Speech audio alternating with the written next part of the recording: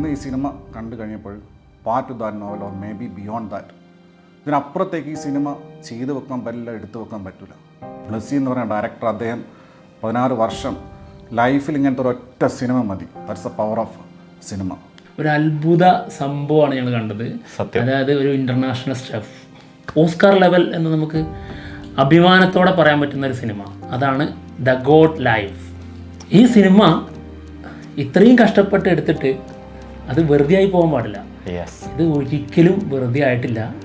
ശരിക്കും നീതി പുലർത്തുന്ന, എന്നാൽ സിനിമാറ്റിക് അനുഭവം വേറെ ലെവലിൽ തരുന്ന ഒരു അത്ഭുത സിനിമയാണിത്.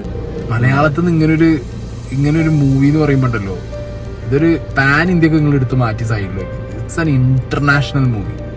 ആൻഡ് AR റഹ്മാൻ, അതൊരു സ്ലോ പോയ്സൺ ആണ്. AR റഹ്മാൻ ആ ഒരു ജോഗ്രഫിക്കൽ പ്ലേസിന് ഇഴുകി ചേർന്നിട്ടുള്ള മ്യൂസിക്. പിന്നെ സാൻഡ്സ്റ്റോം ഒക്കെ വരുമ്പോഴേക്ക് അദ്ദേഹം ചെയ്തു വെച്ച് തിയേറ്ററിൽ അറ്റ്മോസിൽ കേൾക്കേണ്ട സാധനം.